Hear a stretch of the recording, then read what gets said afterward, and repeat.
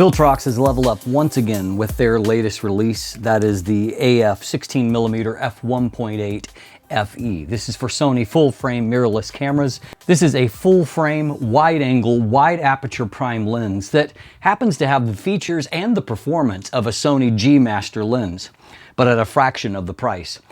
Find out why the Viltrox 16mm F1.8 should be at the top of your list if you're looking for a wide-angle prime lens, right after a word from our sponsor.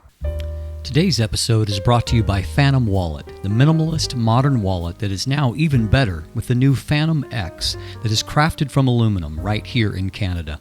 It is 22% smaller and 35% lighter, while still making it easy to access your cards and money when you need them, thanks to their unique fanning mechanism. You could even customize your wallet due to its modular design, with accessories like a money clip, cash holder, ID display, and even Chipolo and AirTag tracking integration. Visit store.fantomwallet.com to check out their unique sizes, styles, and finishes that span from aluminum to wood to carbon fiber, and use code Dustin15 for 15% off when you're ready to check out.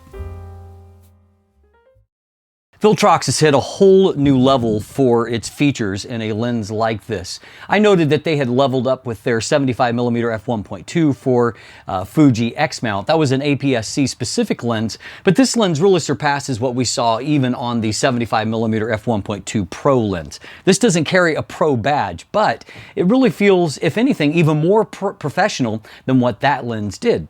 We have seen a whole new level of features here, including, well, for a while, Viltrox has had an aperture ring, and you continue to have that here with 1/3 stop detents, the ability to put it all the way over into automatic mode. But now we have a declick option on the side of the barrel, which allows you to declick that aperture and to do smooth aperture racking, which obviously is going to be a key feature if you're wanting to do some video work with a lens like this. And by the way, it works really well for video purposes, as we'll see a little bit later on. They have added, for the first time on one of their full-frame lenses, we have an AF-MF switch here. We also, below that, we have dual function buttons on here. So the top function button works something like the focus hold button on a Sony lens. The bottom lens, however, is a preset button, and that gives you the ability to preset a couple of an A-B focus position, and so you can click and you can go right in between those two preset focus positions. That's obviously going to be really useful if you're doing video work and you're wanting to pull between two preset subjects, or even if you're doing stills work and you want just to have a certain focus distance program in, a click of a button after you have set that, and away you go. But the headline feature here, of course, is the addition of the top-mounted LCD screen. This is a feature that I've only seen really on Zeiss Batis lenses on the mirrorless space here on Sony. But I would say that they have actually one-upped what Zeiss did with theirs, and that there's a whole lot more functionality built into this LCD screen. So you have a couple of things that are taking place, primary things. You have obviously the ability to see your focus distance, both in a large scale in terms of just a digital readout, but then also in an electronic distance scale along the top that helps you to let you know there. Along the bottom, it gives you kind of a redundant showing of what your aperture setting is. Now, I say redundant if you're using the aperture ring, which is right there. However, if you are using your aperture control from within the camera, what that allows you to do is to see right from a top-mounted what your actual aperture position is. And so if you happen to have a camera, like which most Sony, I don't think any Sony cameras do have a top-mounted LCD screen, it allows you to see right there what your aperture value is. The other thing that's there is that it will light up showing you the function button when you're using that, but then it also will show you allows you to use this screen to preset your focus distances. And so you can see an actual marking of where your focus distance is, or two A-B focus points are on that, and it gives you more information on that. By the way, you can set or reset those focus positions by long holding the second function button there on the bottom. That allows you to preset that position. Now, I have only one complaint about this operation here, and that is that the buttons could be a little bit better executed. They seem to require a little bit more force than what I like. They're a little bit spongy feeling, and so as a byproduct, I find that it is a little bit difficult if you're doing a video focus pull back and forth. As you can see here, you can probably see a little bit of vibration introduced when I actually click that function button to change that, because you have to push it a little bit harder than what you might otherwise like.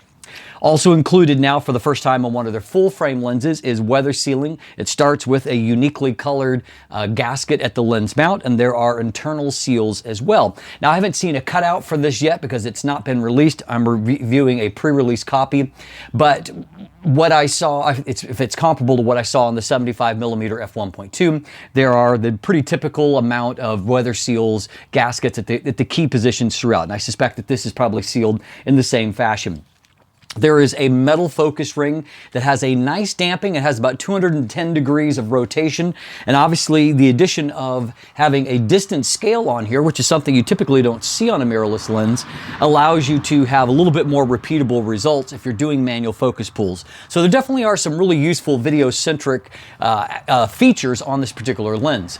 Now, a Viltrox standard that they've had pretty much from the beginning is the inclusion of a USB port. In this case, it's USB-C, that is located on the lens mount itself. And so that allows you to do firmware updates right to the lens without any kind of docking station or anything like that. The lens itself is what I would call a medium-sized lens. It is 85.2 millimeters in diameter, that's 3¼ inches, and it is 101 millimeters or a little over 4 inches in length. It weighs in at 550 grams or about 19.4 ounces. So it is very slightly larger and heavier than the Sony 14mm f1.8 G Master, though I did point out that lens as being incredibly unusually small for its size. This is still a moderately sized lens, and it certainly is not at all heavy. In fact, I was able to use it no problem on a smaller gimbal like the DJI RS3 Mini gimbal, and so it balanced on there just fine, and I was able to use that, and you'll see some footage from that in just a moment. Now, one thing that I'm really impressed that they were able to pull off with a wide angle, wide aperture prime like this is that we do still have a flat front element. We can use traditional 77mm filter threaded filters on here, and so that's very, very useful. I did some of these long exposure shots by putting on an ND1000 filter on there. It allowed me to get long exposures even in the middle of the day.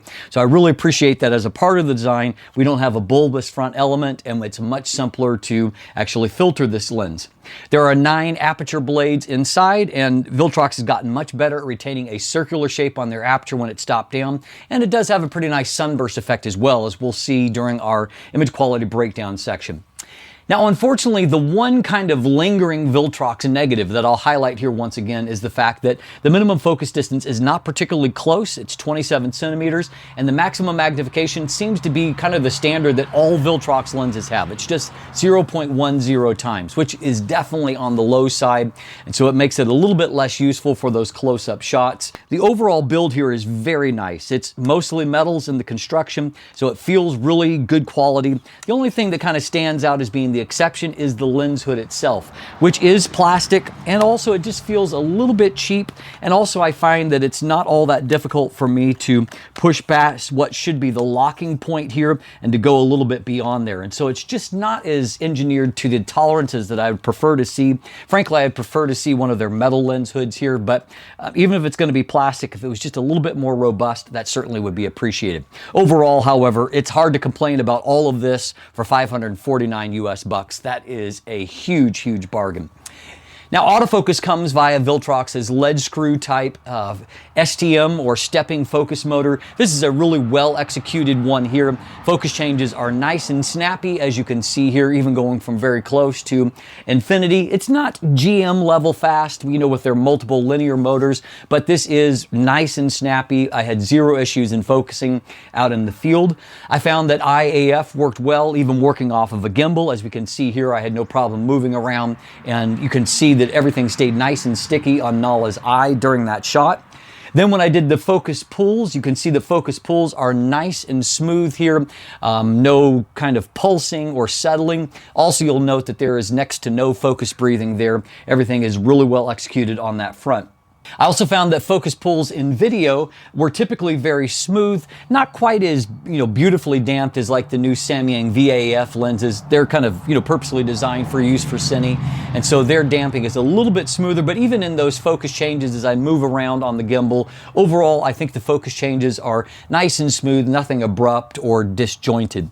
Also, when I did my hand test, autofocus worked just fine there, moving from the hand to the eye. And again, because it's so smooth, basically all you just see is that the focus changes with nothing abrupt or kind of jaggy feeling as it goes back and forth. I also did use it in a portrait setting, and while with a wide angle like this, it occupies too small a portion of the frame for a box to be on it. At the end of the day, the autofocus results were all just fine, and so that's what matters most, and I was able to get good, precise results even when I was shooting at as shallow depth of field as possible. So again, autofocus performance is actually really, really good here. So all of this is stacking up pretty well. And if we look at the MTF for the lens, we see that it suggests a lens that is very sharp wide open and deadly sharp when stopped down, with a very consistent performance all across the frame. We're going to dive in and take a look and break down that optical performance, but I suspect you're going to be pleased with what you see as we do. So let's start by taking a look at vignette and distortion. So as you can see here, there is not a lot of distortion for a wide-angle lens. However, as we're going to see, what distortion in this area is just very slightly complex. There is a fair amount of vignette, as we're going to see, and at this stage, I don't yet have a profile to correct, so all I have to go on is manual corrections. So as you can see, kind of correcting for the distortion is a little bit complicated because there is a very, very tiny amount of barrel distortion, but if you try to correct the barrel distortion, it creates some pincushion distortion, and if you go the other direction, it just creates some barrel distortion curving out on these edges. It's a non-linear type distortion. Fortunately, there's a very small amount, but this is going to be a lens that is, if you're going to correct it, it's going to be better to do it with a profile rather than trying to do it manually. A fair amount of vignette here, a plus 80, so well over 3 stops. Certainly far from the worst that I've seen, but also not the best either. I will note, however, that they've managed to get this wide aperture of f1.8 and retain a flat front element.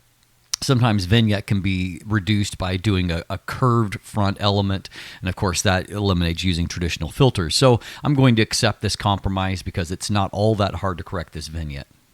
Now, in real-world applications, the distortion is low enough that it's really not going to be a factor. So here's a real-world image here. You can see straight lines here, and along the edges of the frame, really no issue to see there. Likewise, taking a look at a room, lots of straight lines here, and you can see that there's no real bulging that's taking place in these lines. And so most of the time, you're going to be able to get away with just not correcting the distortion at all. Now, in terms of chromatic aberrations, they are pretty mild here. You can see just the tiniest amount of fringing after the plane of focus there, nothing significant at all. We can take a look at lateral chromatic aberration near the edge of the frame, and we can see it if we punch into the sides here, that there's really just not much of anything to see, not really a factor here. So overall, chromatic aberration, not an issue. So we'll take a look here now at our resolution. This is a 50 megapixel Sony Alpha 1 sensor, and I'm showing you these results at 200% magnification. You can see even at that very high magnification in the center of the frame, this lens is extremely sharp with very high contrast. Everything looks really fantastic. If we move towards the mid-frame is not quite as sharp, but it's still at a very high level, even wide open, and popping down here into the corner, we can see that sharpness in contrast is good, even right into the corner. Now, to put this into perspective, I've got, for comparison purposes, the much more expensive Sony FE 14mm F1.8 G Master. And so we can see here that, looking here at the mid-frame, that the Viltrox is the sharper of the two lenses. That's true also here. If we look down towards the corners are a little bit closer, but the Viltrox still looks, I would say, just a little bit better even into the corners. Over here on this side, we can see it looks better there, and looking over here towards the Queen, we can see that again it's the Viltrox that stands out as being the stronger lens. Up into this other corner as well, and we can just see that Viltrox is just holding up a little bit more consistently, and we can also see, obviously not quite the same comparison points here, but we can see also at the same time that the Viltrox is showing good centering and a good strong performance. So for some perspective in real-world shooting, here we have basically the same shot at f1.8 and then at f5.6. And we can see here that if we go in towards the center of the frame, that in the center of the frame, there's really not much difference between the two lenses at f1.8 or at a landscape aperture of f5.6. We pan over towards the side of the frame. We can see that here that contrast is holding off better towards the edge of the frame at f5.6, but we can see overall that performance is really quite good even at f1.8. Perfectly usable image you can get wide open at f1.8. So of course that does give you some flexibility in playing with depth of field here. So for example, in this shot, the first shot I put the lighthouse here in focus, and you can see here that in the second shot it is completely out of focus, and then in the second shot I put the foreground branches in focus, and so it just allows me to really kind of change up the result that I'm going for in that by playing with the depth of field. Now, if we stop the lens on down, we can see that f2 is looking just a little bit sharper, a little bit better contrast. f2.8 is more contrasty still, and that becomes more obvious as you go towards the edge of the frame. You can see here that, f2 looks good, but f2.8 looks better. And down into the edge of the frame, we can just see that at f2.8, we've made a real strong leap forward in terms of edge performance, and that's going to be true, regardless of what edge we look at, essentially. That over here also looking sharper as well, getting very crisp even on a 50 megapixel sensor right off into the corner of the frame. Now, if we check back in with the Sony G Master at f2.8, we can see here looking at the mid frame that, again, they're closer, but I would say that the Viltrox still looks a little bit better down into the corner of the frame. Again, it's close, but I would still lean Viltrox looking in this area. Again, it's very close, but Viltrox is probably just a little bit more consistent there in terms of the performance delivering. And definitely over on this side, I would favor Viltrox, and up into this corner. Both of them look good, but again, I think the Viltrox is just, as you can see here, it's just delivering a little bit stronger performance. Now, to throw up just one more point of comparison, the Sony 12 to 24 millimeter f2.8 G Master zoom lens, obviously a very expensive lens by comparison. However, we can see that the zoom is just really incredible here at 16 millimeter at f2.8, and it's definitely the sharper of the two there in that mid frame. As we look here, very clearly sharper, and down into the corner, it is not as strong there. The Viltrox has the edge in the corner of the frame, but in other spots, I definitely would say the G Master zoom is sharper. But put it in comparison there, we definitely can see that the Viltrox is really holding its own for being at such a low price point by comparison. Now, if we look at f4 and then f5.6, we can see that in the center of the frame, we've pretty much maxed out what we're going to see. Not a big improvement there, even for what we've seen before. In the middle of the frame, however, we can see ongoing improvement at f4 and then even more so at f5.6. And down into the edge of the frame, those corners are looking just really fantastic. Very crisp, very sharp by this point. And so that's really obviously very encouraging to see a really strong performance. That makes this lens a really great one for high-resolution bodies, because it means you can be out and you can shoot a wide scene like this. You can zoom into 100% level here, and you've got great detail on your subject, and so you could deeply crop into an image like this, and because the lens is resolving so well, still have a lot of detail for other type uses that would hold up fine for printing or sharing on social media, etc., etc. Now, our minimum aperture here is f22. As per usual, however, diffraction is robbing a lot of your sharpness and contrast away, and so I would avoid shooting at that smaller aperture. Usually about f11 is about the limit of what I'd recommend going on a high-resolution body. Now, to take a look at a few other things, we've already noted that the maximum magnification is not super high here. On the positive note, you can see that contrast and detail are really, really sharp up close. And so, and the plane of focus is not too bad for a wide-angle lens. You can see we don't drop off to like complete softness. And over here up in the corner, we can see that it still looks quite good. And so it is fairly useful, even though the magnification level is not high. And so as a byproduct, you are able to get some blurred out backgrounds between getting close to the subject and then using that f1.8 aperture. And so in this case, we've got, really nice detail on the subject, and then we have a fairly decent defocus background, maybe a little bit more outlining in some of the bokeh circles than what I would like, but really not a bad performance. Here, the outlining is a little less obvious, and as we can see, detail is good on our subject here, and then we have a fairly blurred out background. And then, again, having that high resolution, here you can see, again, the bokeh is a little bit busy there, just too much outlining, but the ability to deeply crop, as I can do here, and still hold up with a lot of detail, makes for a little bit more compressed looking background.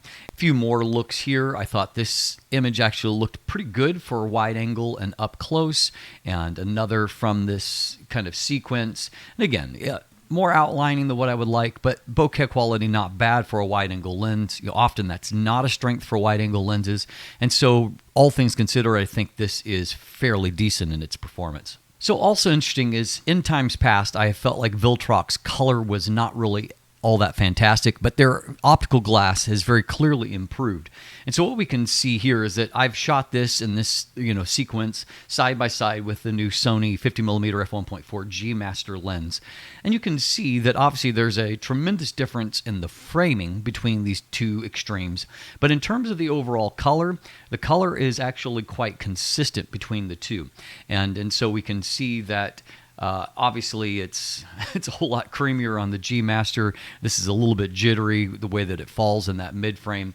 But as far as the actual colors here, the colors look quite similar between the two lenses, which just, again, it's something that I felt in general, that colors just looked pretty good out of the lens, which is progress. Here's another example here where just the overall colors, and obviously the lens has beautiful contrast and beautiful resolution. So a lot of great things happening there. But I also felt like the overall colors here look quite nice. Another aspect of wide-angle lens design that's important is flare resistance. Now we can see here that the flare is at the wide apertures is pretty well contained. There's a little bit more to be seen. You can see just down here in this effect when you're shooting at a closed down aperture. This is f11 here, although I will say that the sunburst looks quite nice. Again, here with it at a wide angle with this close up to the leaf, bright sun coming through here, and yet you can see just a little bit of a kind of a prismatic effect there that is fairly artistic, and overall flare resistance is quite good. One other shot to show you here, and that is that the sun right in the frame in this shot, and you can see there's this a little bit of a kind of artistic effect here. Not bad at all, and certainly not destructive. No, ugly blobs that are ruining the image. Now, if we pan back and forth, you can see that, as always, there are points that are better than others, but in general, I would say that flare resistance is not bad here for a wide-angle lens. One final thing that's interesting to look at is the chroma performance. A wide-angle lens like this with a wide maximum aperture immediately becomes an option for shooting the night sky or cityscapes at night. So you can see in the center of the frame, the lens is very sharp, and so even at f1.8, it has really crisp star points that aren't ruined by chromatic aberrations. And as I pan off towards the side, you can see a little bit of some chroma deformation, but it is really minimized, and so there is nothing severe here, nothing that I think is going to be destructive for this. This is actually quite a good option for shooting the night sky for the reasons mentioned and the fact that chroma is quite low. So at a price point of $550 US, this lens is, in my opinion, a home run for Viltrox. It's hard to imagine getting more bang for your buck in a wide-angle, wide-aperture prime like this. It's delivering a high optical performance, has very good autofocus performance. It's feature-rich. It has a beautiful build. It's pretty much checking all the boxes at this point. And the fact that they retained a reasonable size and the ability to use traditional filters, as I said, that's another few boxes that are checked for me. I'm actually looking forward to using this as my primary wide-angle prime lens. I just think that they have done a great job with it. I'm happy now with Viltrox colors in a way that I used to not be. I think that they have really upped their game on basically every level. And if this is what we can expect from Viltrox moving ahead, I am very excited to have them as a player in the lens maker market. Here's hoping that this lens also comes to other mounts in the future, Nikon Z and hopefully Canon RF in the future. It really is a beautifully executed lens, and I can understand a company like Canon wanting to keep a lens like this away. It's going to be tough to compete with at that price point. I'm Dustin Abbott, and if you look in the description down below, you can find linkage to my full text review, also to an image gallery. Obviously, this lens is just coming to market if you're watching on the day of release of this review, and so if you'll just stay tuned, it should be available before too long through the buying links below, and I appreciate it as always if you use those. You can also find linkage there to follow myself or Craig on social media, to become a patron, to sign up for my newsletter, to get channel merchandise, and if you haven't already, please like and subscribe. Thanks for watching, have a great day, and let the light in.